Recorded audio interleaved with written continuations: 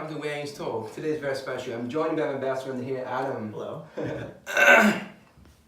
He's from America and now he's doing the master degree of European history in Glasgow University.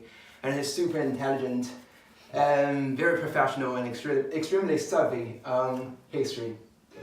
Okay, so what we're going to talk about this week is Thanksgiving. So you see, I can't think of anyone else who is more professional, more proper than you to give us the demonstration of the history of Thanksgiving. Thank you. Okay, because you know both the American and European history very well, don't you?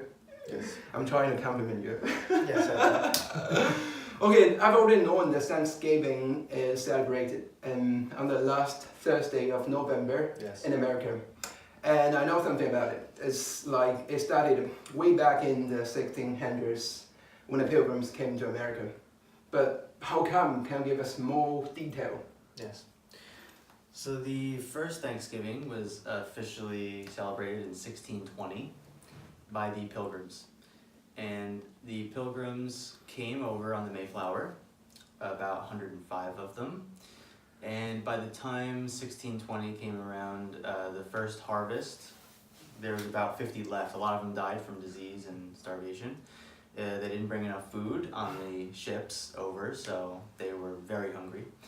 And they also met some Native Americans, also known as Indians. And the Indians helped them grow corn, and they also helped them catch eels in the seas. So they got the eels, the corn, and after they had their first harvest in the New World, they decided to give thanks to God for the good harvest. So the Thanksgiving actually goes back even further than that. It was celebrated all throughout Europe, way before 1600s, so 1400s, 1500s. But back then, it was mainly just for giving thanks to God for good harvests or military victories.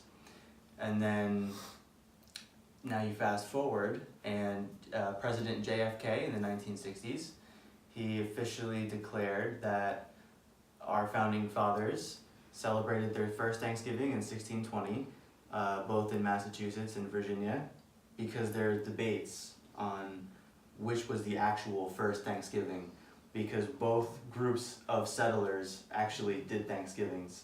Oh. But it's more generally accepted that the first one was in 1620, 1621, after the first good harvest. And now every year on the fourth Thursday in November, we give thanks and we get together with our whole family and we have a lot of food. So we have pumpkin pie, pecan pie, pumpkin cheesecake, turkey of course, it's the main one. And then we have ham, stuffing, mashed potatoes, corn, and sweet potatoes also, very delicious, and cranberry sauce. So it's a lot of food, huge thing.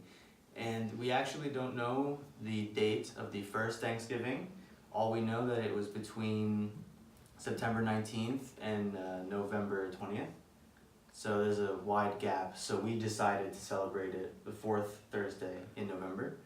So there's actually no true date for the first one, but slowly over time, we started celebrating this every year and became an official holiday. How would you celebrate your Thanksgiving this year? Will you treat me a dinner to thank Of me? course, yeah, we're gonna have some turkey tomorrow. Okay. Okay, that makes perfect sense. But now you're going to suffer a little bit because I'm going to speak Chinese. You can pretend to be listening. Yeah. Oh, understanding everything. Yes, absolutely. OK， 刚刚这个 Adam 讲了一下这个感恩节的历史啊，非常清楚。他也是最有发言权的。我做一点点补充啊，就是感恩节实际上是一个北美的节日，美国人的节日啊，它跟我们中国人跟你我是没有关系的，是美国人感谢印第安人的节日。那这个节日是怎么来的？刚才他讲的已经很清楚了，我做一点补充。这个其实要追溯到最早的时候，要追溯到可能要到1620年的5月8号到北美。我们知道1492年哥伦布发现新大陆之后呢，这个哥伦布到死都认为他到的是印度，所以把这个新大陆上的人命名为 Indians 啊，当然是跟印度人是同一个发音。那么印第安人就是北美大陆的原住民，在哥伦布发现新大陆后，短短的几十年内啊，印第安人死了90%啊，有90%的人口丧失。你说都是被殖民者杀死的吗？不可能，没有那么高效率啊！希特勒杀人7克隆币，10年才杀了600万人，绝大多数就像他讲的是传染病。但我们说这90%的印第安人丧生，主要是中美洲和南美洲，北美洲的印第安人可没有丧生啊，因为西班牙人可没有殖民北美啊，最早殖民北美的是英国人。所以就是我们说的1620年5月8号啊，一艘小船晃晃悠悠地越过北大西洋啊，载了102名清教徒。这些人在英国受到了英国国教的迫害啊，这是另外一个话题了。亨利8世改革英国国教以后，这个他等于他是为了娶老婆嘛，他娶了6个老婆，因为天主教徒是一夫一妻制的嘛，所以为了娶老婆，他就把英国国教自己这个国王兼任英国教宗，所以等于说英国国教是保留天主教残余最多的，所以就迫害这些清教徒。这些清教徒在国内受到迫害怎么办？扬帆出海。只能到北美大陆去寻求生存，所以1620年5月8号到达美国。今天这艘船还在波士顿港口里停泊着啊，当然已经是复制品了。所以包括他们登陆的那个据点啊，登陆那个点普利茅斯那个港，今天就成为了美利坚合众国的原点啊。美国辉煌的历史就是从这个原点开始的。那你说这102个清教徒到了北美大陆以后，他们也不会种地啊，这什么都没有，蛮荒烟瘴啊，蚊虫滋生，背湿水热，飞禽走兽，他要怎么生存啊？没有房子，没有地啊，没有银行啊，没有 ATM， 什么都没有，怎么办呢？他不会种地啊，他不是农民啊，英国农民在英国种地呢。所以当地的原住民，就刚才讲的印第安人，教会了他们去种庄稼，教会他们收割，教会他们建房子。于是每年到秋天收割的这个季节，他会邀请印第安人过来，这个庆祝一下。这个传统代代相传，在美国就成为了美国的感恩节。所以你看啊，美国人最早到北美大陆的这帮美国人，就成了美国人的祖先啊。最早到北美大陆这些英国的移民，就成了美国人的祖先。所以美国人很骄傲的讲，最地道的美国人是什么？有这样一个说法叫 WASP，W White，AS Anglo-Saxon，P Protestant。